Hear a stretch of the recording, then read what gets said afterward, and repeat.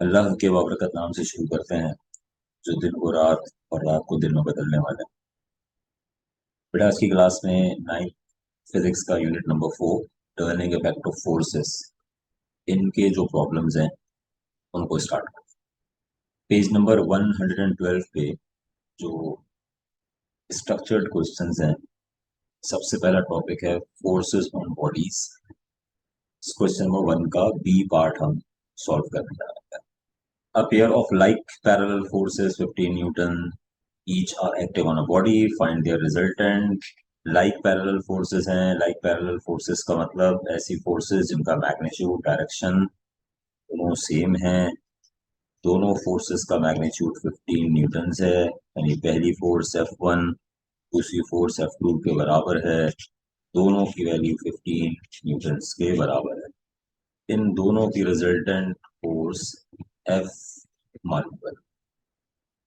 अच्छा बेटे, दो फोर्सेस अगर सेम डायरेक्शन में हो, ये कैसे पता चल रहा है? क्योंकि लाइक पैरेलल फोर्सेस हैं, तो ऐसी कंडीशन में रिजल्टेंट निकालने के लिए सिंपली दोनों फोर्सेस को आपस में ऐड कर।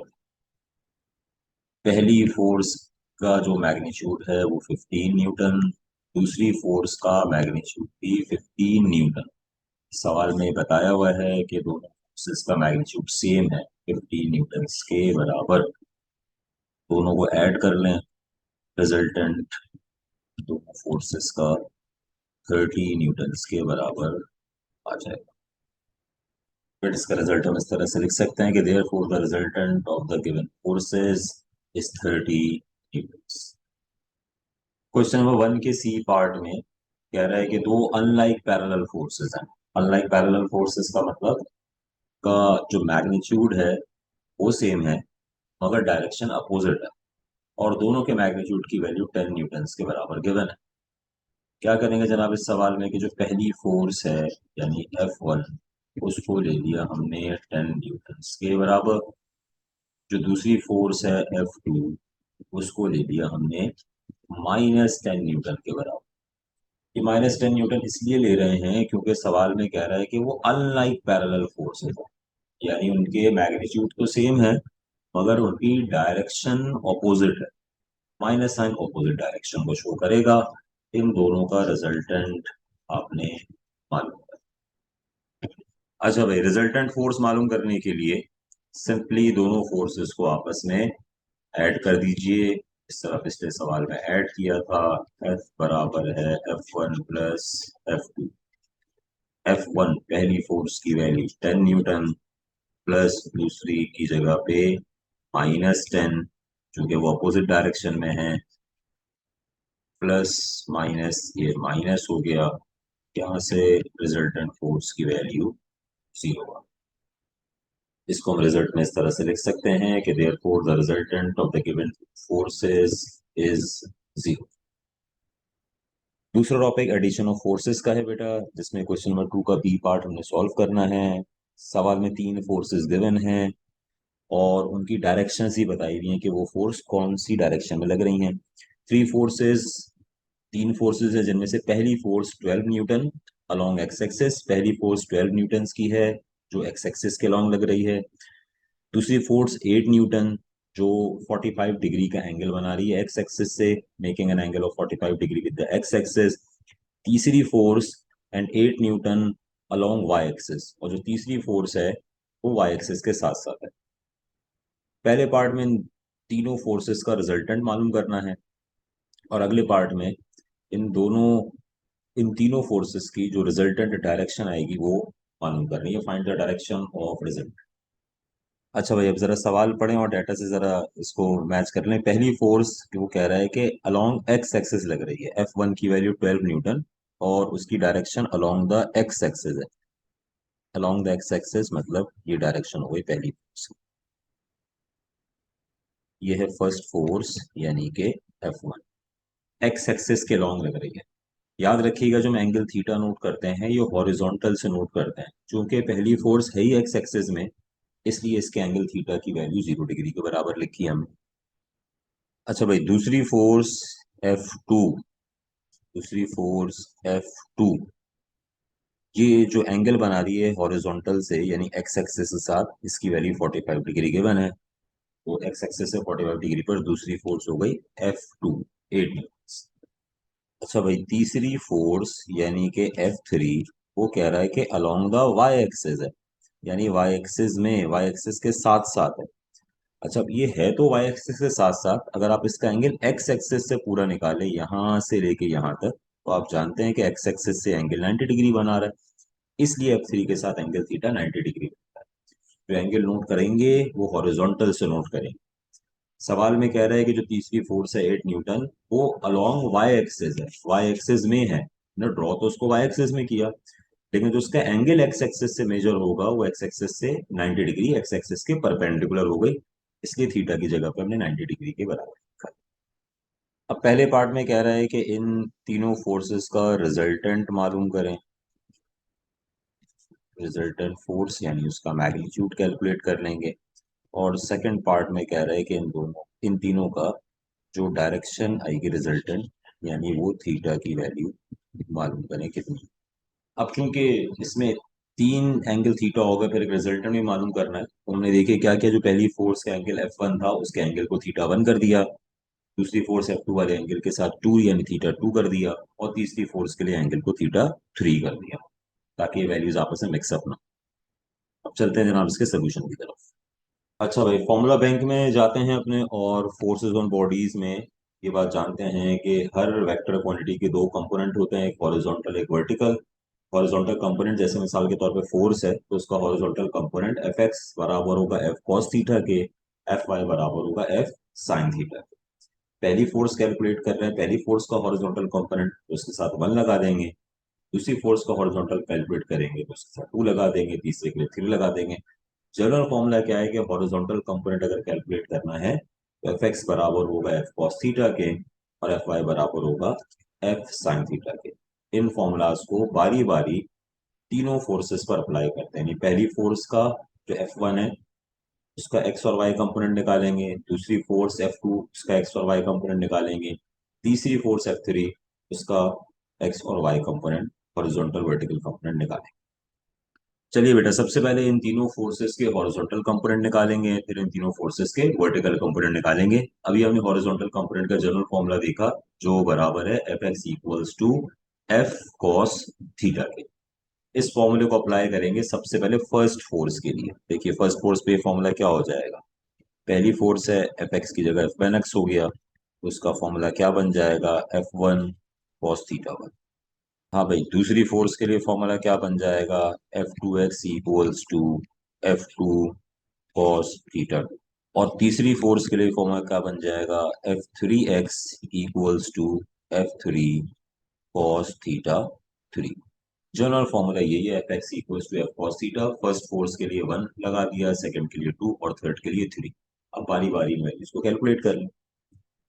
चलिए जी, वैल्यू पुट करवाते हैं। F1, देखिए डाटा में F1 की वैल्यू गिवन है 12 मल्टीप्लाई बाय कॉस θ1, पहले एंगल θ1 की वैल्यू है जनाब कितनी, 0 डिग्री। अच्छा जी, इसी फॉर्मूला लिस्ट में देखिए मैंने एक ये टेबल बुक में गिवन है, मैंने उसको यहाँ पे ऐड कर दिया है। ये वैल्यूज आपको याद करनी पड़ेगी, 0 डिग्री, 30 डिग्री, 45 डिग्री, 60 डिग्री और 90 डिग्री के लिए, कि कॉस थीटा की अगर ये वैल्यूज हो 0, 30, 45, 60, 90, तो क्या होगा, साइन पर क्या होगा, कॉस पर क्या होगा, टैन पर क्या होगा, ये वैल्यूज आपको याद करनी पड़ेगी। इस वक्त पहली वैल्यू हमें चाहिए cos 0 डिग्री। तो आप देख लीजिए भाई डेट इस टेबल के अंदर cos 0 डिग्री की वैल्यू बता रहा है किसके बराबर, 1 के बराबर। तो जहां हमने cos 0 डिग्री लिखा है वहां पे 1 लिख दें। जी जनाब, यहाँ पे 12 मल्टीप्लाई बाय 1, cos 0 की जगह 1 आया, इसका मतलब इसकी वैल्यू आ गई 12 न्यूटन। आ जाए अब दूसरी वैल्यू के ऊपर भाई, F2x, देखिए डाटा में F2 की वैल्यू गिवन है 8 मल्टीप्लाई बाय कॉस θ2, θ2 की वैल्यू गिवन है 45 डिग्री के बराबर। अब भाई कॉस 45 डिग्री, ये रही इसकी वैल्यू 0.707, वैल्यू पुट करवा दीजिए 0.707। मल्टीप्लाई करने के बाद आपको यहाँ से F2x की वैल्यू पता चले। जी जनाब, ये वैल्यू आ जाएगी 5.6, 5.65 है, 5.6 कर लेते हैं इसको न्यूटन। ऐसे ही बेटा तीसरी फोर्स की वैल्यू कैलकुलेट कर लीजिए। तीसरी फोर्स का हॉरिजॉन्टल कंपोनेंट कैलकुलेट कर लीजिए। फिर से F3 की वैल्यू 8 गिवन है, जबकि यहाँ थीटा 3 की वैल्यू देखिए 90 डिग्री है, तो यहाँ लिख दिया मैंने cos 90। वैल्यू देख रहे हैं स्टिग्नोमेट्रिक रेशियो से, cos 90 डिग्री की वैल्यू बराबर है किसके, जीरो के, यानी 8 मल्टीप्लाई बाय जीरो।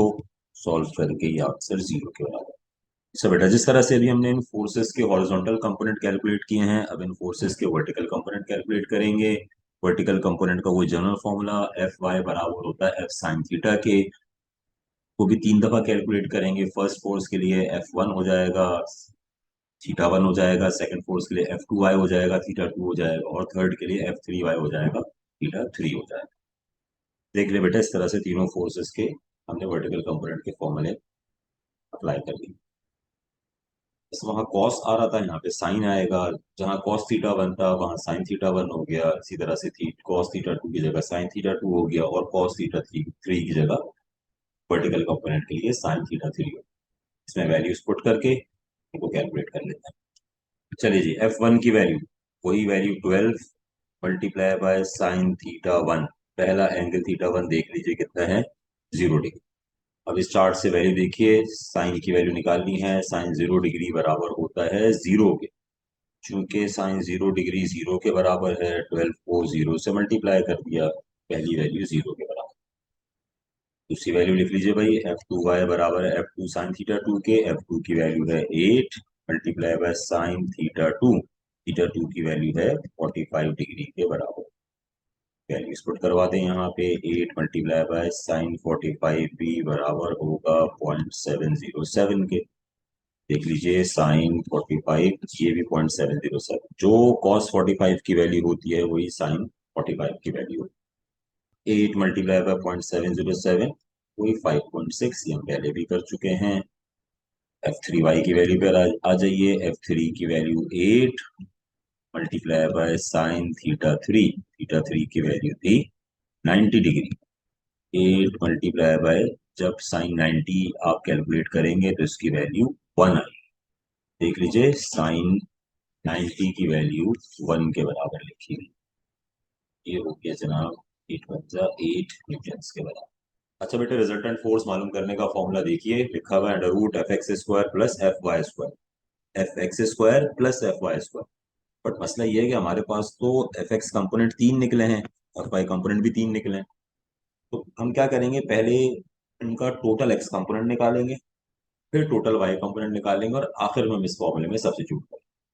अब 3x कंपोनेंट हमने निकाले हुए हैं, इनका टोटल x कंपोनेंट निकालने के लिए क्या करेंगे, इन तीनों के x कंपोनेंट्स को, यानी F1x plus F2x plus F3x, इन सबको आपस में ऐड कर लेंगे। F1x की वैल्यू देख लीजिए, हमने कैलकुलेट की हुई है 12। F2x की वैल्यू है 5.6। F3x की वैल्यू है 0, यानी रिजल्टेंट का x कंपोनेंट बराबर हो गया 17.6 न्यूटन के। बिल्कुल इसी तरह से 3y कंपोनेंट है, इन तीनों का टोटल y कंपोनेंट कैसे निकलेगा, तीनों y कंपोनेंट को F1y plus F2y plus F3y, इनको आपस में ऐड कर दें। F1y की वैल्यू देखिए हम निकाल चुके हैं 0। F2y की वैल्यू कैलकुलेट की है 5.6, और F3y की वैल्यू कैलकुलेट की है 8। को ऐड कर दीजिए, 0 प्लस 5.6 प्लस 8, ये हो जाएगा ऐड करके जनाब 13.6 न्यूटन। चलें जनाब, अब पहला पार्ट सॉल्व करने जा रहे हैं इसका। रिजल्टेंट फोर्स F बराबर थी किस चीज के, अंडर रूट F(x)²। Fx की वैल्यू निकाली है 17.6 स्क्वायर, Fy की वैल्यू 13.6 का स्क्वायर। इन दोनों को इंडिविजुअली पहले स्क्वायर करेंगे, फिर ऐड करेंगे, और आखिर में इसका स्क्वायर रूट ले लेंगे। सॉल्व करके बेटे रिजल्टेंट फोर्स की वैल्यू आ जाएगी 22.2 न्यूटन के बराबर। अच्छा बेटा, अब इनकी डायरेक्शन निकालनी है। डायरेक्शन के लिए फॉर्मूला हम जानते हैं, थीटा बराबर है tan inverse of Fy upon Fx। Theta बराबर हो जाएगा tan इनवर्स वैल्यू पुट करवा दीजिए। एफ वाई की वैल्यू है 13.6 और एफ एक्स की वैल्यू है 17.6। थीटा बराबर हो जाएगा 10 इनवर्स 13.6 को डिवाइड कर लीजिए 17.6 से, ये वैल्यू आ जाएगी जनाब 0.77 के बराबर।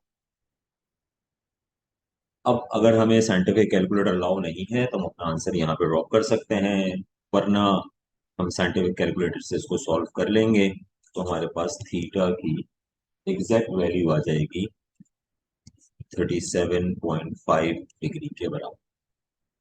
ये हो गया जनाब इनका रिजल्ट। अच्छा बेटा, रेजोल्यूशन ऑफ फोर्सेस के टॉपिक में क्वेश्चन नंबर 3 का part B. A gardener is driving a lawnmower with a force of 80 Newton's. Force F की वैल्यू आपको गिवन है 80 न्यूटन्स के बराबर। That makes an angle of 40 degree with the ground. Ground के साथ horizontal के साथ जो एंगल बन रहा है उसकी वैल्यू आपको गिवन है 40 डिग्री। दो काम करने हैं हमने। पहले पार्ट में उस फोर्स का हॉरिजॉन्टल कंपोनेंट मालूम करना है। फोर्स के हॉरिजॉन्टल कंपोनेंट का मतलब ये हो गया horizontal component of F, force का हॉरिजॉन्टल कंपोनेंट यानी एफ एक्स कैलकुलेट करना है। फिर दूसरे पार्ट में फाइंड इट्स वर्टिकल कंपोनेंट, उसी फोर्स का वर्टिकल कंपोनेंट मालूम करना है यानी एफ वाई कैलकुलेट। अच्छा, एंगल की वैल्यू है 40 डिग्री। तो भाई अब क्या पॉसिबिलिटी है, तो आपको साइंटिफिक कैलकुलेटर गिवन हो, या फिर ये है कि आप इसकी वैल्यू जो है वो जो ट्रिग्नोमेट्रिक टेबल आता है उससे वो निकालें, या फिर अक्सर ये करता है कि सवाल में ये वैल्यू आपको दे देता है। जैसे मैं आपको ये वैल्यू लिख के बता रहा हूँ यहाँ पे, ये अक्सर क्वेश्चन में गिवन भी हो। ये तीन तरीके हैं जैसे मैं आपको बता रहा हूँ। अब जैसे मैं आपको इसकी वैल्यू लिख के बता रहा हूँ कि भाई cos 40 डिग्री बराबर है 0.766 के। बिल्कुल इसी तरीके से साइन 40 की वैल्यू में मैं लिख रहा हूँ साइन 40 डिग्री बराबर होगा 0.642। चलिए इसके सोल्यूशन पर आ जाते हैं। भाई आप ये बात जानते हैं कि फोर्स का हॉरिजॉन्टल कंपोनेंट यानी एफ एक्स बराबर होता है एफ कॉस थीटा के। वैल्यूज पुट करवा दीजिए। फोर्स एफ की वैल्यू है 80 मल्टीप्लाई बाय कॉस थीटा की जगह पे 40 डिग्री। F x equals to 80 multiply by cos 40 की वैल्यू 0.766। मल्टीप्लाई कर लीजिए इनको। यहाँ से हॉरिजॉन्टल कंपोनेंट ऑफ फोर्स आ जाएगी इसकी वैल्यू 80 मल्टीप्लाई बाय 0.766, की वैल्यू आ गई जनाब 61.8। इस फोर्स का जिसकी वैल्यू 80 न्यूटन थी, इसका एक्स कंपोनेंट हॉरिजॉन्टल, बिल्कुल जिस तरह से आपने हॉरिजॉन्टल कंपोनेंट कैलकुलेट किया है इसका वर्टिकल कंपोनेंट कैलकुलेट कर लीजिए। तो उस तरह से कर देते हैं। इसका फर्स्ट पार्ट था, इसका सेकंड पार्ट कर लीजिए। हॉरिजॉन्टल कंपोनेंट एफ एक्स था, वर्टिकल कंपोनेंट एफ वाई होगा जिसका फॉर्मूला एफ साइन थीटा है। वैल्यूज पुट कर दीजिए। एफ वाई बराबर होगा एफ 80 साइन थीटा यानी होगी 40 डिग्री। एफ वाई बराबर हो जाएगा 80 मल्टीप्लाई बाय साइन 40 की वैल्यू 0.642। मल्टीप्लाई कर लीजिए। सॉल्व करके यहाँ से एफ वाई की वैल्यू आ जाएगी 1.36। इसका रिजल्ट हम इस तरह से लिख सकते हैं कि therefore the horizontal component of the given force is 61.8 Newton and therefore the vertical component of the given force is 51.6। Resolution of forces में क्वेश्चन नंबर 4 का B part. Horizontal and vertical components of a force are 4 and 3 newton respectively. जिस sequence में जिक्र कर रहा है पहले horizontal का जिक्र कर रहा है। आप जानते हैं फोर्स का हॉरिजॉन्टल कंपोनेंट, अभी हमने पिछला क्वेश्चन भी सॉल्व किया है। फोर्स के हॉरिजॉन्टल कंपोनेंट को एफ एक्स से रिप्रेजेंट करेंगे, इसकी वैल्यू कह रहा है 4 न्यूटन के बराबर।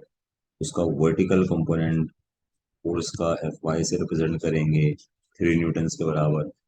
कह रहे हैं कि अगर हॉरिजॉन्टल वर्टिकल कंपोनेंट्स ये हैं वन, दोनों की रिजल्टेंट फोर्स मालूम करो, एफ से रिप्रेजेंट कर देंगे, और वो जो रिजल्टेंट फोर्स होगी उसकी डायरेक्शन मालूम, यानी एंगल थीटा मालूम करो। अच्छा जी, अपने वही फॉर्मूला बैंक से हम फॉर्मूला जरा देख लेते हैं। रिजल्टेंट फोर्स मालूम करने का, उसका मैग्नीट्यूड मालूम करने का formula under root F x square plus F y square, और डायरेक्शन मालूम करने का formula theta equal to tan inverse F y upon F x. चलो बेटा, मैग्नीट्यूड ऑफ रिजल्टेंट फोर्स मालूम करने के लिए F equals to under root F x square plus F y square. Values put करवा दीजिए। एफ एक्स की value है 4, इसका स्क्वायर, प्लस एफ वाई की वैल्यू है 3, इसका स्क्वायर। दोनों ऐड हो रहे हैं, इसका रूट लिया जा रहा है। 4 का स्क्वायर 16, 3 का स्क्वायर 9, रूट में मौजूद है। 16 प्लस 9 रूट के अंदर आ गया 25, एंड रिजल्टेंट फोर्स एफ की वैल्यू 5 न्यूटन्स के बराबर। अच्छा बेटे, तो आप इसको रिजल्ट में ऐसे लिख सकते हो कि therefore the magnitude of the resultant force is 5 Newton, and therefore the resultant force will make an angle of 36.8 degree with the horizontal। अच्छा बेटा, अगला क्वेश्चन मोमेंट ऑफ फोर्स यानी टॉर्क से रिलेटेड है। Question number 5 B part. सवाल में कह रहे हैं कि a spanner of 0.3 metre length can produce a torque of 300 newton metre. तो सबसे पहले तो चूंकि टॉर्क से रिलेटेड सवाल है तो अपने फॉर्मूला बैंक पे चलते हैं और वहां पहले तो टॉर्क का फॉर्मूला एक नजर देख लेते हैं। हाँ जी, टॉर्क या मोमेंट ऑफ फोर्स बराबर है force multiply by perpendicular distance from the point, यानी टाउ जो उसका सिंबल है बराबर है एफ टी। एफ का मतलब फोर्स, टी का मतलब मोमेंट आर्म। मोमेंट आर्म का मतलब है कि जिस पॉइंट पर फोर्स लग रही है वहां से लेके फिक्स्ड पॉइंट तक का परपेंडिकुलर डिस्टेंस। ये टॉर्क का फॉर्मूला है जो हम इस न्यूमेरिकल में यूज करेंगे। अच्छा, जब सवाल में कह रहा है कि जो स्पैनर है उसकी लेंथ, स्पैनर की लेंथ यानी लेंथ ऑफ स्पैनर, ये आपको गिवन है। अच्छा, जरा यहाँ देखिएगा डायग्राम के अंदर, लेंथ ऑफ स्पैनर का मतलब हुआ इस पॉइंट से लेके यहाँ तक का पूरा डिस्टेंस, और ये डिस्टेंस को हम टॉर्क वाले टॉपिक में मोमेंट आर्म कहते हैं। इस वक्त जो लेंथ ऑफ स्पैनर है यानी वो मोमेंट आर्म के बराबर है, जिसको मोमेंट आर्म को डी से रिप्रेजेंट करते हैं। ये वैल्यू है 0.3 मीटर। वो टॉर्क प्रोड्यूस कर सकता है कितना? 300 न्यूटन मीटर्स का। स्पैनर की लेंथ यानी मोमेंट आर्म की वैल्यू गिवन है आपको, जो टॉर्क प्रोड्यूस हो रहा है उसकी वैल्यू भी आपको बता रहा है।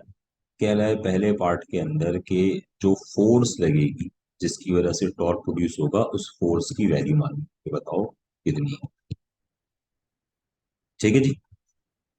अगले पार्ट में कह रहा है कि what should be the length of the spanner. अब अगले पार्ट में ये जो पहले पार्ट में फोर्स एफ निकलेगी, मैं फोर्स की यही वैल्यू दोबारा अप्लाई करूं इस तरीके से कि अब टॉर्क की वैल्यू बढ़ जाए। देखिए टॉर्क कैसे बढ़ सकते हैं, तो टॉर्क डिपेंड करता है फोर्स पे और मोमेंट आर्म पे, यानी या तो फोर्स की वैल्यू चेंज करो या मोमेंट आर्म की वैल्यू चेंज करो। अब कह रहे हैं कि सेम फोर्स रखो जो पिछले सवाल में लग रही थी, फोर्स की वैल्यू वही रखें। लिखा हुआ देखें, सेम अप्लाइड फोर्स। जो पहले पार्ट में फोर्स लग रही है सेकंड पार्ट में भी फोर्स वही रखनी है।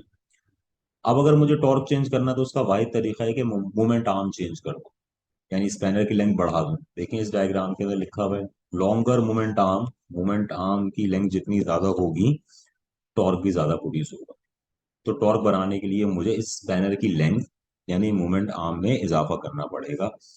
अगले पार्ट में मुझे फिर से मोमेंट आर्म यानी लेंथ ऑफ स्पैनर की वैल्यू मालूम करनी है कि कितनी है। अच्छा जी, पहले पार्ट में टॉर्क का फॉर्मूला यूज कर लेते हैं। टॉर्क की वैल्यू आपको गिवन है फर्स्ट पार्ट में 300। फोर्स एफ जो इस टॉर्क के लिए रिक्वायर्ड होगी उसकी वैल्यू नहीं पता, मालूम करनी है। टी यानी लेंथ ऑफ स्पैनर जो मोमेंट आर्म के बराबर है, उसकी वैल्यू आपको गिवन है 0.3 के बराबर। ये 300 यही रहने देते हैं, 0.3 को डिवाइड कर लेते हैं। सॉल्व करके यहाँ से फोर्स एफ की वैल्यू पता चल जाएगी, जो 300 न्यूटन मीटर का टॉर्क प्रोड्यूस कर रहा है। डिवाइड करने के बाद आपके पास फोर्स की वैल्यू आ गई 1000 न्यूटन के बराबर। फर्स्ट पार्ट पे जो फोर्स लग रही थी उसकी वैल्यू।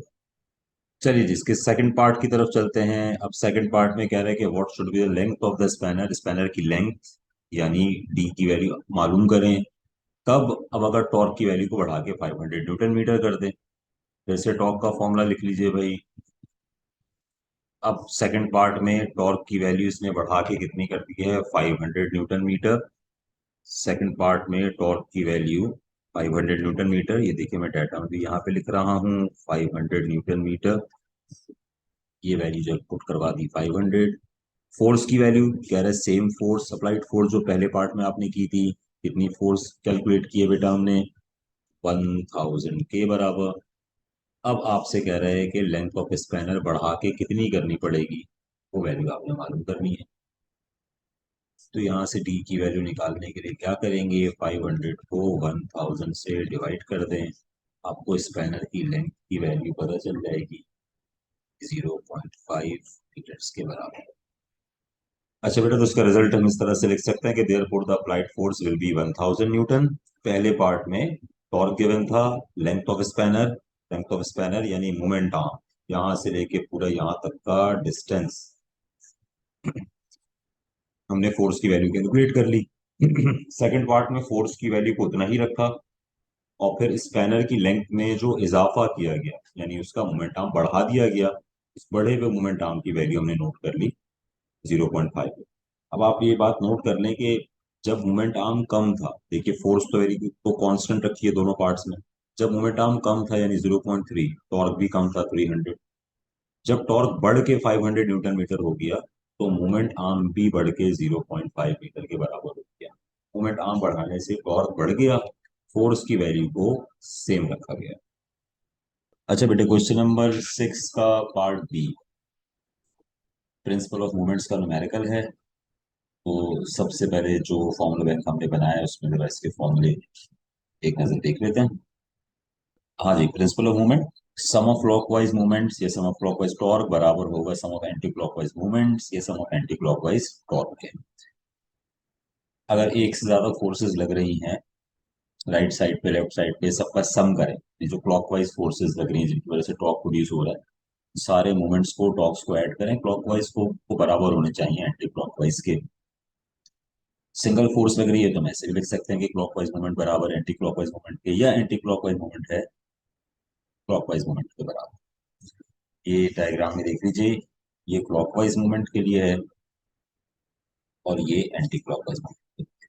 अच्छा, अब जो ख्याल रखना है आपने यहाँ पे ना, जब आप इसका डाटा बनाएंगे खास तौर पे जो फोर्सेस का आपने ख्याल रखना है कि आप F1 किसको कहेंगे, F2 किसको कहेंगे, जरा ये पॉइंट समझने की कोशिश करिएगा। देखो आमतौर पे हम करते ही हैं बेटे, एक जनरल तरीका इसका बता रहा हूँ। ये जो एंटी क्लॉकवाइज टॉर्क प्रोड्यूस हो रहा है जिस फोर्स की वजह से हो रहा है, आप इस फोर्स को नाम दे दें, पहली फोर्स है, आप इसको नाम दे दें किसका, F1 का, और इसको नाम दे दें आप किसका, F2 का। अगर आप ऐसा करेंगे तो इस पहली फोर्स से लेके फिक्स पॉइंट, ये जो इसका पिवट है यहाँ तक का डिस्टेंस D1 बन जाएगा, और इस फिक्स पॉइंट यानी पिवट से दूसरी फोर्स तक का जो परपेंडिकुलर डिस्टेंस है ये इसका D2 मोमेंट आर्म इसका आ जाएगा। ठीक। अच्छा, आप किसी को भी F1 F2 कहें कोई फर्क नहीं पड़ेगा, क्लॉकवाइज मूवमेंट बराबर होता है एंटी क्लॉकवाइज मूवमेंट के, एंटी क्लॉकवाइज मूवमेंट बराबर होता है क्लॉकवाइज मूवमेंट के, तो कोई फर्क नहीं है आप किसी को भी F1 कहें किसी को भी F2 कहें। एक जो इसका स्टैंडर्ड तरीका है या ज्यादा जनरलाइज तरीके, अगर आप वैसे कर लें तो एक ही तरीका बना लें हर दफा, ताकि आपको आगे भी ट्रबल ना हो। वो क्या, क्या आप हमेशा क्लॉकवाइज फोर्स से स्टार्ट करें भाई। जो क्लॉकवाइज फोर्स है आप उसको नाम दें F1 का, जो एंटी क्लॉकवाइज है यहां से आप लेबलिंग स्टार्ट करें क्लॉकवाइज, इस तरफ लेबलिंग करना शुरू करें। पहली क्लॉकवाइज से F1, दूसरी कोई फोर्स नहीं है यहाँ पे तो इधर आ जाइए, ये हो गई फोर्स मेरे पास है। इस हिसाब से इस क्लॉकवाइज मूवमेंट का डिस्टेंस हुआ D1 और बाद वाले का डिस्टेंस हो गया D2। बट किसी को भी D1 कहें किसी को भी D2 कहें, इससे कोई फर्क नहीं पड़ेगा। चलिए बेटा, अभी 6 के बी पार्ट में आपको एक uniform metre rule, uniform metre rule यार पहले तो ये रूल और जो रूलर है बुनियादी फर्क बता देता हूँ। वैसे तो सच हमारा इस यहाँ कैलकुलेशन में कोई काम नहीं आएगा। देखिए आमतौर पे हम जो जनरली स्केल इस्तेमाल करते हैं उसको रूलर कहते हैं। ये रूलर और रूल में जो एक बुनियादी डिफरेंस है, ये जो रूलर होता है, ये रूलर के जो एजेस होते हैं इस पे मेजरिंग की कोई मार्किंग नहीं होती, कोई स्केल नहीं बना होता। ये एजेस ब्लैंक होता है, खाली होता है। जबकि जो रूल होता है वो इसके एजेस से ही मार्किंग स्टार्ट हो जाती है। ये एजेस से ही देखिए मार्किंग स्टार्ट है, यहाँ भी ये पूरा कॉर्नर तक जा रहा है इस तरह से। जबकि रूलर के अंदर ये जो एजेस होते हैं इनको खाली छोड़ा जाता है, गैप दिया जाता है। चलिए बेटा पहले पार्ट का इसका डाटा बनाते हैं। पहले पार्ट में जनाब ये कह रहे हैं कि फोर्स है 20 न्यूटन। मैंने कह दिया इस वैल्यू को F1, ये वैल्यू हो गई 20 न्यूटन के बराबर। Is place at a distance of 3 metre from pivot. Pivot यानी जो फिक्स पॉइंट बता रहा है, इस फिक्स पॉइंट से इसका जो डिस्टेंस यानी मोमेंट आर्म है D1, उस D1 की वैल्यू बता रहा है 3। ये मीटर लिखा हुआ है, वैसे इसमें ये 3 मीटर नहीं होगा, ये 3 सेंटीमीटर होगा। वजह उसकी क्या है? देखिए ये यूनिफॉर्म मीटर रूल है। यूनिफॉर्म मीटर रूल का मतलब ये हुआ कि इसकी लेंथ 1 मीटर के बराबर है। तो अगर स्केल ये जो पूरा गिवन है यही 1 मीटर के बराबर है, तो इसमें D1 और D2 1 मीटर से बड़े कैसे हो सकता है? तो नामुमकिन बात है। इसका मतलब ये मीटर नहीं सेंटीमीटर के अंदर है। अब 3 सेंटीमीटर है, 3 सेंटीमीटर को मीटर में कन्वर्ट करवा लीजिए। आप जानते हैं सेंटीमीटर को मीटर में कन्वर्ट करने के लिए 100 से डिवाइड कर देंगे। 100 से डिवाइड करेंगे तो वैल्यू आ जाएगी 0.03 मीटर के बराबर। चलिए जी क्या कह रहा है, find the position of 12 newton force. जो दूसरी फोर्स है F2, कितनी 12 न्यूटन, इसकी पोजीशन निकालो। यानी उसको, ये जो दूसरी फोर्स लग रही है F2, उसको पिवट से फिक्स पॉइंट से कितनी दूर रखा जाए, कितने डिस्टेंस पर रखा जाए, उसका मोमेंट आर्म आपने यानी D2 की वैल्यू कैलकुलेट कर। फर्स्ट पार्ट, जब आप इसका फर्स्ट पार्ट कैलकुलेट कर लेंगे, अब देखिए आपसे सेकंड पार्ट के अंदर ये क्या कह रहा है जनाब। सेकंड पार्ट के अंदर कह रहा है कि 20 newton force is move to 4 centimetre. ये देखिए भाई, ये पहली फोर्स F1 जिसको मैंने 20 न्यूटन लिया हुआ है डाटा के अंदर पहले पार्ट में, कह रहा है कि उसको जो पहले 3 सेंटीमीटर पे था, मीटर नहीं सेंटीमीटर है, 3 सेंटीमीटर पे था, उसको मूव करके आपने 4 सेंटीमीटर पे कर दिया। यानी देखिए भाई F1 की वैल्यू वही जो 20 न्यूटन है, उसको अब आपने मूव कर दिया 3 की जगह 4 सेंटीमीटर। 4 सेंटीमीटर यानी 100 से डिवाइड करके 0.04 मीटर थे। जब आप प्रिंसिपल ऑफ मूवमेंट के तहत पहले स्केल को आपने बैलेंस किया हुआ था, लिखा हुआ था कि स्केल बैलेंस हो रहा है। बैलेंस का मतलब ये हो गया कि जो क्लॉकवाइज टॉर्क है वो एंटी क्लॉकवाइज टॉर्क यानी क्लॉकवाइज मूवमेंट है, एंटी क्लॉकवाइज मूवमेंट बराबर थे। आपने जैसे ही इसकी लोकेशन चेंज की, देखिए पहली फोर्स F1 जो पहले 3 सेंटीमीटर पे थी, आप उसको एक नई पोजीशन पे लेकर आ गए, 4 सेंटीमीटर पे लेकर आ गए। तो डिस्टेंस चेंज करने से, मोमेंट आर्म चेंज करने से उसका मोमेंट यानी टॉर्क चेंज हो जाएगा। टॉर्क चेंज करने के दो तरीके हैं। टॉर्क का फॉर्मूला है F × D, या तो फोर्स चेंज करे या डिस्टेंस चेंज करे। हमने पहली फोर्स F1 को तो चेंज नहीं किया, वो तो वही रखा, लेकिन उसका डिस्टेंस हमने चेंज करके 4 सेंटीमीटर कर दिया। तो इसका मतलब वो स्केल बैलेंस नहीं होगा। उसके लिए क्या करने को कह रहा है ये आपसे, if 20 Newton force is moved to 4 centimeter from pivot, then find force to replace 12 Newton force। यानी अब चूंकि आपने पहली वाली फोर्स को सेम रखा, इसका मोमेंट आर्म चेंज कर दिया, 3 से 4 सेंटीमीटर कर दिया, इसका मतलब अब स्केल बैलेंस नहीं होगा। अब आपको कह रहा है कि भाई आपको क्लॉकवाइज टॉर्क क्योंकि चेंज हो गया डिस्टेंस चेंज करने से, अब अगर आपको स्केल को बैलेंस करना है तो आपको एंटी क्लॉकवाइज टॉर्क भी चेंज करना पड़ेगा। वो एंटी क्लॉकवाइज टॉर्क चेंज करने के दो तरीके हैं। अगेन, या तो इस सेकंड फोर्स F2 का डिस्टेंस चेंज करें, इसको मूव करवाएं फॉरवर्ड बैकवर्ड, या इस फोर्स को रिप्लेस करके दूसरी फोर्स लगाएं। अब यहाँ पे यही कह रहे हैं कि find the force to replace 12 newton force. अब आप 12 न्यूटन फोर्स को रिप्लेस कर दो, जो पहले फोर्स 12 न्यूटन थी F2 में, उसको रिप्लेस करो, उसकी जगह दूसरी फोर्स लगाओ। अब चूंकि फोर्स रिप्लेस करवा रहा है, इसका मतलब D2 की जो वैल्यू होगी वो चेंज नहीं होगी, वो वही वैल्यू होगी जो आपने इस पार्ट में निकाली है, वही वैल्यू यहाँ हमें दोबारा लिखनी पड़ेगी। सेम वैल्यू होगी जो पार्ट 1 में हमने हम निकालेंगे। क्योंकि वो वैल्यू हमने निकाली नहीं है, तो इसलिए मैं यहाँ पे इसको नहीं लिख रहा हूँ। टॉर्क चेंज करने के दो तरीके, फोर्स चेंज कर दें या डिस्टेंस मोमेंट आर्म चेंज कर दें।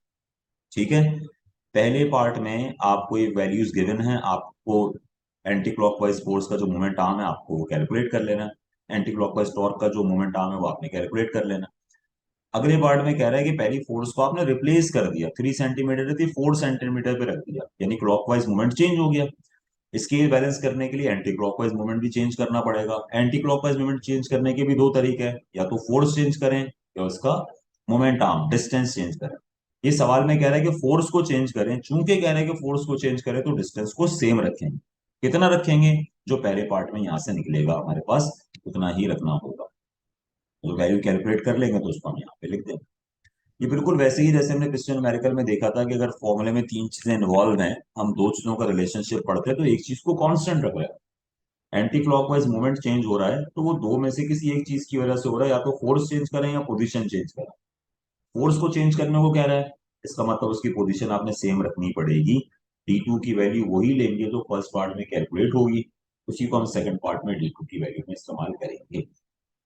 चलिए बेटा, वही प्रिंसिपल ऑफ मूवमेंट इस्तेमाल कर लीजिए कि क्लॉकवाइज मूवमेंट बराबर होगा एंटी क्लॉकवाइज मूवमेंट के।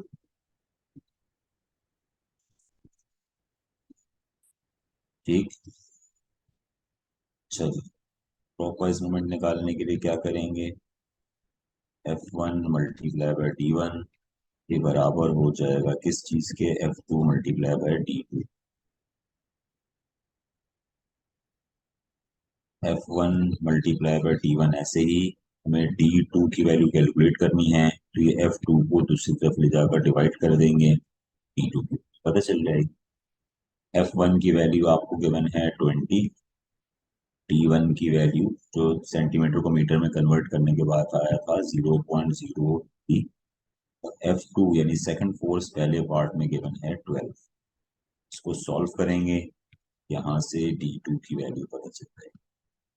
D2 की वैल्यू सॉल्व करके 0.05 मीटर इसका आंसर है।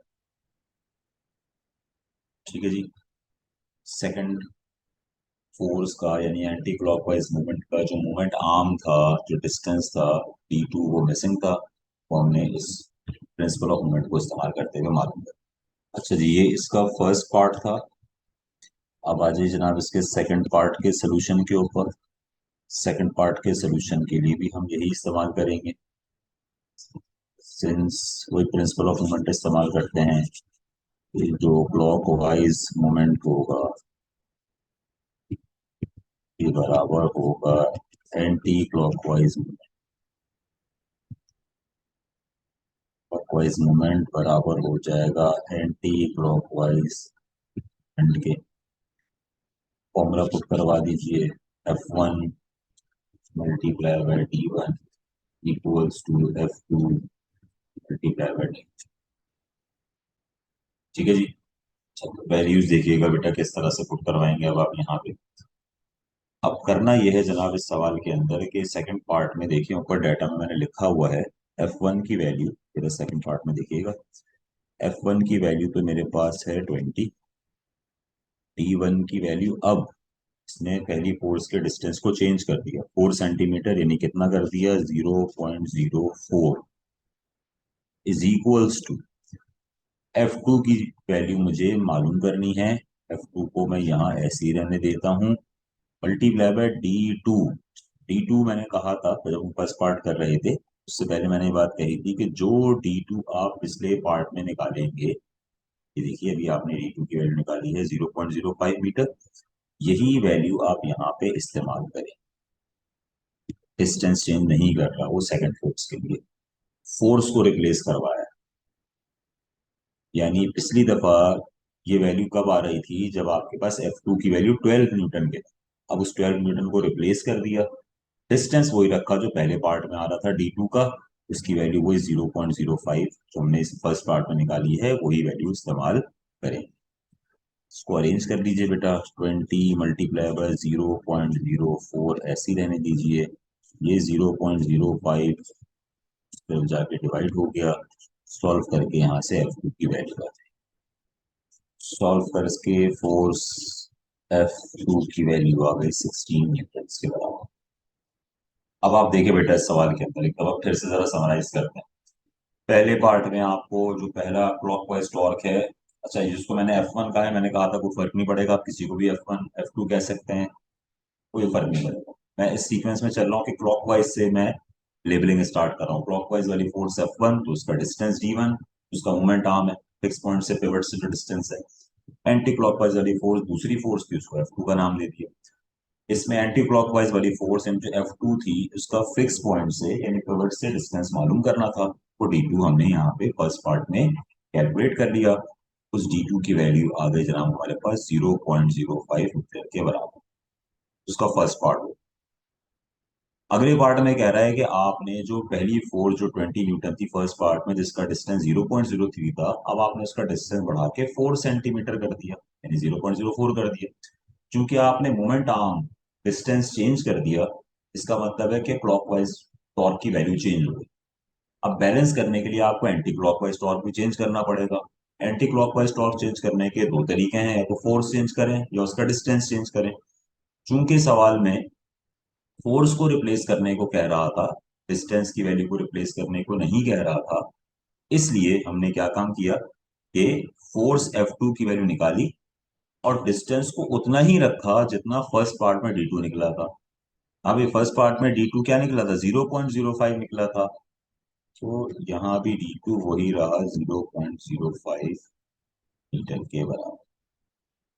ये देख लीजिए इस वैल्यू को यहाँ पे सॉल्व करके यहाँ से फोर्स की वैल्यू हमने निकाल ली, तो आ गई जनाब हमारे पास 16 इसके बराबर। देखिए बेटा इसका रिजल्ट हम इस तरह से लिख सकते हैं, therefore the position of 12 Newton force on the other side of the pivot। देखें एक जनरल तरीका मैं आपको बता रहा हूँ, वो ये है कि जो सवाल में वर्डिंग आपसे पूछी गई हो ना, जिस वर्डिंग में सवाल पूछ रहा है, आप उसी को अरेंज करके उसका रिजल्ट बना लो। जैसे कि अगर आप सवाल पे जाएं और सवाल आप पढ़ें, सवाल के अंदर आपसे क्या पूछ रहा था, सवाल में आपसे पूछ रहा था कि find the position of 12 newton force. इसी को देखिए हमने पहले पार्ट में रिजल्ट बना के लिखा, therefore the position of 12 Newton force on the other side of the pivot। ये सब लिखा हुआ है इसके अंदर, on the other side of the pivot पहले पार्ट। जैसे नाइन्थ क्लास में सिंधी में सवाल जवाब होते थे ना, कि किसी को याद करना मुश्किल होता था, तो अब तरीकेकार ये था कि भाई सिंधी लिखने नहीं आ रही है, मकड़ी जो कब्रिस्तान किटे आए, ये पूछ रहा है सवाल। पूरा ऊपर से कॉपी करते थे, मकड़ी जो कब्रिस्तान, बस किटे की जगह लिख देते थे कि भाई साहब इतने आए। बिल्कुल इसी तरह से सवाल की आखिरी वर्डिंग आप निकाल लें, कह रहे हो फाइंड द पोजीशन, तो लिख देंगे therefore the position of 12 newton force. फिर अगले पार्ट में कह रहे हैं 20 newton force is move to, जो डिस्टेंस गिवन है from pivot, find the force to replace 12 newton force. इसी को देखिए मैंने रिजल्ट में किस तरह से लिख दिया कि therefore 12 newton force is replace by 16 newton force, जो हमारा आंसर है। अच्छा देखिए बेटा इसमें एक ख्याल रखिएगा, ये अक्सर जगहों पे मैंने ये देखा है कि यूनिट को कन्वर्ट नहीं करवा रहे हैं। ये जो हमने यहाँ पे करेक्शन की है, ये 3 मीटर नहीं होगा, सेंटीमीटर होगा। जैसे यहाँ ये 4 सेंटीमीटर के बन, तो अगर ये यूनिट कन्वर्ट नहीं करवा रहे, बहुत सारे लोग मीटर ही लेके चल रहे हैं, उन्होंने क्या किया, ऊपर 3 मीटर कर दिया, नीचे वाले को 4 मीटर कर दिया सेंटीमीटर की जगह। उनका आंसर फिर 5 मीटर आ रहा है, जो हमारा D2 0.05 मीटर आया, उनका 5 मीटर आ रहा है। फोर्स का उनका भी आंसर 16 न्यूटन आ रहा है। और वो उसकी वजह ये है, इसका ये नहीं कि न्यूमेरिकल सही सॉल्व हो, उसकी वजह ये है कि आप इस F2 की कैलकुलेशन में देखें, ऊपर 0.04 सेंटीमीटर है, नीचे 0.04 मीटर है, नीचे 0.05 मीटर है, तो यूनिट तो कैंसिल हो जाएंगे इसके। अभी आप मीटर में रखेंगे सेंटीमीटर में रखेंगे तो आंसर पे फर्क नहीं पड़ेगा, F2 वही 16 आएगा। D2 की वैल्यू उनकी 5 मीटर आ रही है, जबकि 5 सेंटीमीटर आनी चाहिए, यानी 0.05 मीटर। लेकिन आंसर अगर सही आ भी रहा हो, सेम भी आ रहा हो, तो भी ये तरीका इसलिए गलत है क्योंकि सवाल के स्टार्टिंग में लिखा हुआ है इसमें कि एक यूनिफॉर्म मीटर रूल है। यूनिफॉर्म मीटर रूल का मतलब उसकी जो लेंथ है टोटल पूरे पुल की, पूरे स्केल की, वो है ही 1 मीटर के बराबर। तो अगर स्केल 1 मीटर का है तो उसमें हम 3 मीटर या 4 मीटर या 5 मीटर पे कैसे जा सकते हैं, इसलिए ख्याल रखिएगा इस सवाल में जो करेक्शन है उसको लाजमी करना है। अच्छा बेटा अगला क्वेश्चन 8B, कपल से रिलेटेड ये टॉपिक है। पहले तो इसका फॉर्मूला नोट कर लेते हैं। अच्छा जी, जरा देख लीजिए टॉर्क डी टू कपल का फॉर्मूला। इसका फॉर्मूला वैसे ही लिखेंगे, टॉ बराबर है एफ डी के। अगर ख्याल रहे इसमें कि इसमें जो, क्योंकि ये बात आप जानते हैं कि जो कपल होता है वो दो फोर्सेस की वजह से प्रोड्यूस होता है, तो उसमें से हमें एक फोर्स की, दोनों फोर्स के मैग्नीट्यूड सेम होते हैं, डायरेक्शन अपोजिट होती है, लाइन ऑफ एक्शन डिफरेंट होते हैं। तो जो दो फोर्सेस आपको दे रहा है दोनों सेम मैग्नीट्यूड की होंगी, कोई भी एक फोर्स उसमें से पिक करेंगे और उसको मल्टीप्लाई कर लेंगे perpendicular distance between the forces से, तो ऐसी कंडीशन में जो टॉर्क निकलेगा वो टॉर्क ड्यू टू कपल।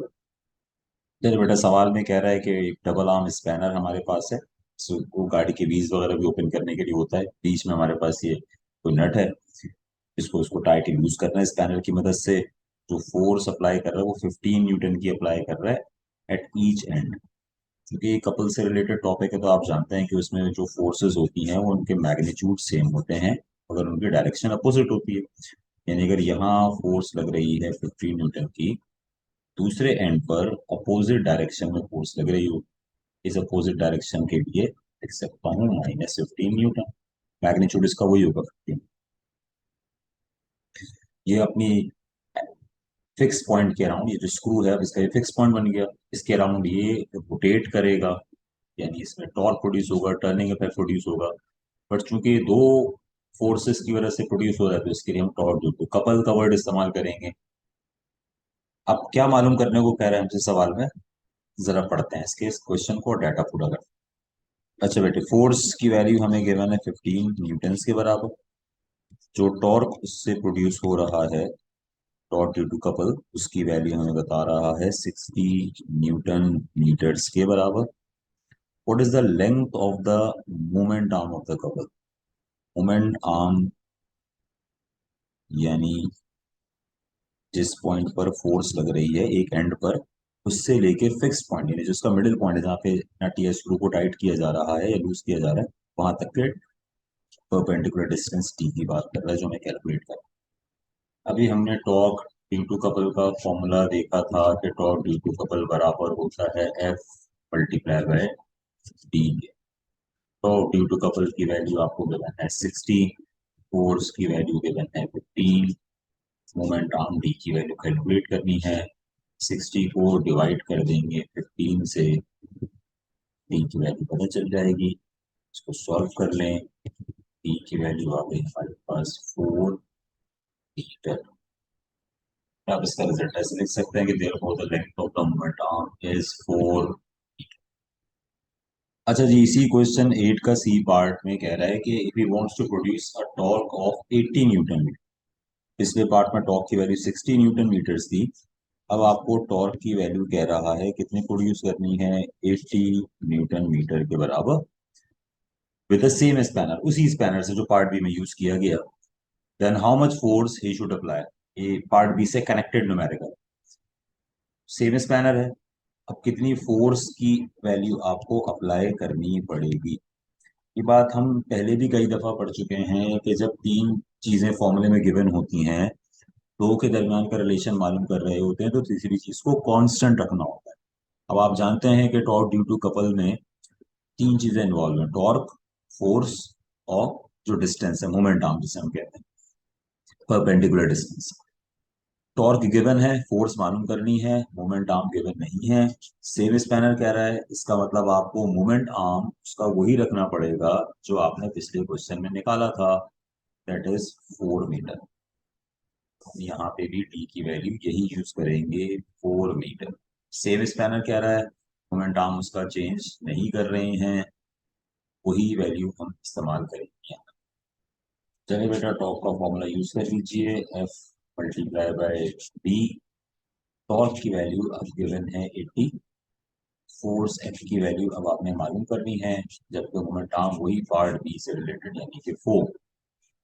80 को डिवाइड कर लीजिए 4 से, सॉल्व करके फोर्स की वैल्यू आपको पता चल जाएगी, ये आ जाएगी जनाब 20। चलिए बेटा, इसका रिजल्ट हम ऐसे लिख सकते हैं कि therefore 20 newton force should be. अच्छा बेटा, क्वेश्चन नंबर 9 का बी पार्ट इक्विलिब्रियम से रिलेटेड क्वेश्चन है। इस सवाल में कह रहा है कि uniform metre rule. Question number 6 के पार्ट बी में भी हमने ये वर्ड पढ़ा था, यूनिफॉर्म मीटर रूल का मतलब एक ऐसा स्केल जिसकी लेंथ एग्जैक्टली 1 मीटर यानी कि 100 सेंटीमीटर के बराबर है। और वहां हमने रूल और रूलर में डिफरेंस ही पढ़ा था। रूल का मतलब एक ऐसा स्केल जो अपने एजेस से ही मार्किंग स्टार्ट कर देगा। देखिए बिल्कुल इसके कोने पे एज पे 0 है और दूसरे एंड पे 100 सेंटीमीटर एंड हो जाएगा। कह रहे थे उसको बैलेंस किया 30 सेंटीमीटर पे। 30 सेंटीमीटर पे हमने कोई पिवट लगा दिया, कोई वेज लगा दिया, कोई ऐसा चीज रख दिया जिससे वो बैलेंस हो सके। अब बैलेंस कब होगा भाई? वो स्केल जब इस पे क्लॉकवाइज और एंटी क्लॉकवाइज टॉर्क दोनों एक दूसरे को बैलेंस कर रहे हो, दोनों एक दूसरे के बराबर हो। कह रहे थे उसके एक साइड पे हमने एक लोड हैंग कर दिया। उस लोड की वैल्यू बता रहा है 0.80 न्यूटन के बराबर। एक साइड पर वो कहाँ हैंग किया? स्केल के 0 मार्क के ऊपर। स्केल के 0 मार्क के ऊपर उसको हमने हैंग किया हुआ। चाहे वो जो लोड इसने अप्लाई किया, जो फोर्स इसने, ये है 0.80 न्यूटन। 0.8 भी लिख सकते हैं इसको। अच्छा, अब मुझे इसके डी की वैल्यू बतानी है, यानी फिक्स पॉइंट और इस फोर्स लगने के पॉइंट के दरमियान का डिस्टेंस। ये है जनाब फिक्स पॉइंट, और इस पॉइंट पे फोर्स लग रही है। इन दोनों के दरमियान का डिस्टेंस, इसकी वैल्यू है जनाब, 0 से स्टार्ट हो रहा है, फिक्स पॉइंट 30 पर है। इसका मतलब ये हो गया 30 सेंटीमीटर के बराबर। ठीक है जी।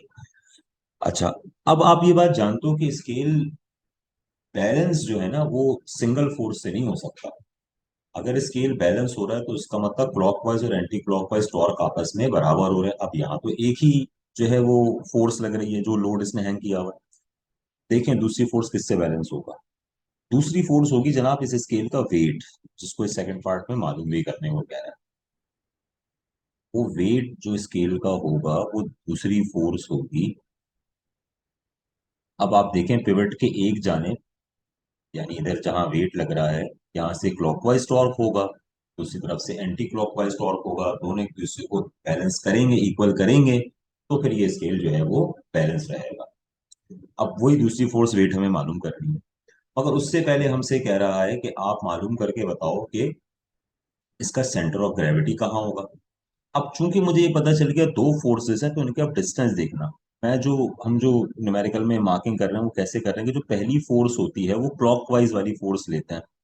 ठीक, क्लॉकवाइज वाली फोर्स का जो डिस्टेंस होता है उसको हम D1 लेते हैं।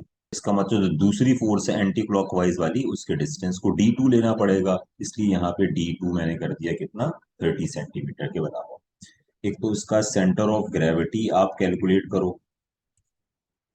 कि किस पॉइंट पर है। सेंटर ऑफ ग्रेविटी पता चल जाएगा, कह रहा है पहले पार्ट में सेंटर ऑफ ग्रेविटी निकालो। तो आप D1 की वैल्यू भी बता दोगे कितनी हो जाएगी, वो भी निकाल लेंगे। और हमसे कह रहा है कि इसका वेट भी कैलकुलेट करके बताएंगे कितना होगा। जैसे बुक के पेज नंबर 97 पे देखें, ये लिखा हुआ है the centre of gravity of uniform rod. किसी यूनिफॉर्म रॉड का जो सेंटर ऑफ ग्रेविटी होता है वो इसका मिड पॉइंट होता है। देखें इस फिगर में शो भी किया हुआ है इसमें। सेंटर ऑफ ग्रेविटी किसी भी यूनिफॉर्म रॉड का, यूनिफॉर्म स्केल का, उसका मिड पॉइंट होता है। अब हमें जो रूल गिवन है वो 100 सेंटीमीटर का है। 100 सेंटीमीटर का जो मिड पॉइंट होगा वो 50 सेंटीमीटर होगा। 100 का हाफ यानी 50 सेंटीमीटर होगा। इसलिए हम ये कह सकते हैं कि जो इसमें सेंटर ऑफ ग्रेविटी मालूम करने को कह रहा है वो स्केल के 50 सेंटीमीटर पर आएगा। हाँ जी, क्या हुआ पहले पार्ट का solution? The centre of gravity is at 50 centimetre of the rule. अब जब तुम्हें ये पता चल गया कि सेंटर ऑफ ग्रेविटी स्केल के 50 सेंटीमीटर पर आ रहा है, तो तुम देखो यहाँ से D1 की वैल्यू बता सकते हो कैसे। फिक्स पॉइंट है 30 सेंटीमीटर पे, वेट का हैंग किया हुआ है 50 सेंटीमीटर पे। इसका मतलब ये जो D1 की वैल्यू निकलेगी वो कैसे निकलेगी? 50 सेंटीमीटर में से फिक्स पॉइंट जहां पर है 30 सेंटीमीटर, उसको सब्ट्रैक्ट करवा। देखें इस D1 की वैल्यू डायरेक्ट 50 सेंटीमीटर नहीं होगी। क्यों? 50 सेंटीमीटर तो स्केल के 0 से, स्टार्ट से लेके यहां तक का डिस्टेंस है। हम जो टॉर्क में डिस्टेंस लेते हैं वो दो पॉइंट के दरमियान लेते हैं। कौन कौन से दो पॉइंट? जहां पर फोर्स अप्लाई हो रही है, ये रहा 50, 50 पर ही क्यों फोर्स अप्लाई हो रही है? सेंटर ऑफ ग्रेविटी इसका 50 पर आ रहा है। तो ये जो वेट इसका 50 सेंटीमीटर लग रहा है, एक ये पॉइंट और दूसरा फिक्स पॉइंट के दरमियान का डिस्टेंस चाहिए। अब आप यहाँ स्केल पे भी अगर काउंट करें 30 से 10 सेंटीमीटर गए 40, 40 से 10 सेंटीमीटर मजीद गए कितना 50, यानी 20 सेंटीमीटर होना चाहिए। यहाँ भी ये हो रहा है 50 में से 30 माइनस कर दिया, D1 की वैल्यू आ गई 20 सेंटीमीटर के बराबर। ठीक है जी। अब आप ये बात जानते हैं जो हमने प्रिंसिपल ऑफ मोमेंट के अंदर पढ़ा है कि जो क्लॉकवाइज टॉर्क होता है या क्लॉकवाइज मूवमेंट होता है, ये बराबर होता है जनाब किसके, एंटी क्लॉकवाइज मूवमेंट के। यही प्रिंसिपल ऑफ मूवमेंट कहलाता है। अच्छा जी, अब क्लॉकवाइज के लिए हम क्या फॉर्मूला लिखते थे, अगर आपको याद हो। क्लॉकवाइज के लिए पहली फोर्स जो क्लॉकवाइज होती थी उस वक्त वेट की फॉर्म में लग रही है, यानी W मल्टीप्लाई कर लें इसके डिस्टेंस से, इसका डिस्टेंस है D1, बराबर होगा दूसरी फोर्स एंटी क्लॉकवाइज होती थी वो इस वक्त F के बराबर है, मल्टीप्लाई करते हैं इसके डिस्टेंस यानी D से। ठीक है जी। F1 के हैं, F2 के हैं, F के हैं, W के हैं, कोई फर्क नहीं पड़ रहा है, जो सिंबल हमें गिवन है हम उसी हिसाब से उसको यूज कर रहे हैं। क्योंकि एक ही फोर्स लोड हमने एक ही रखा हुआ था तो उसको मैंने F कह दिया, आप F2 कह दें, F1 कह दें, कोई फर्क नहीं पड़ेगा। वेट जो है उसको W से रिप्रेजेंट करते हैं, मैं W रहने दे रहा हूँ, आप इसको F1 कर दें, F2 कर दें, इससे भी कोई फर्क नहीं पड़ेगा। बस बेटे अब फॉर्मूला अरेंज कीजिए और यहाँ से आप W1 की वैल्यू को कैलकुलेट कर लीजिए। W1 बराबर हो जाएगा F multiply by D2 over D1। Value put करवा दीजिए। F की वैल्यू है 0.80, मल्टीप्लाई बाय D2 की वैल्यू है जनाब कितनी, 30, और D1 है जनाब तेरा 20। सॉल्व करके वेट की वैल्यू आ जाएगी 1.2, वेट का यूनिट हो गया न्यूटन्स। हाँ बेटा, तो उसका रिजल्ट हम कैसे लिख सकते हैं कि therefore the centre of gravity is at 50 centimetre of the metre rule, और दूसरे पार्ट का therefore the weight of the rule is 1.2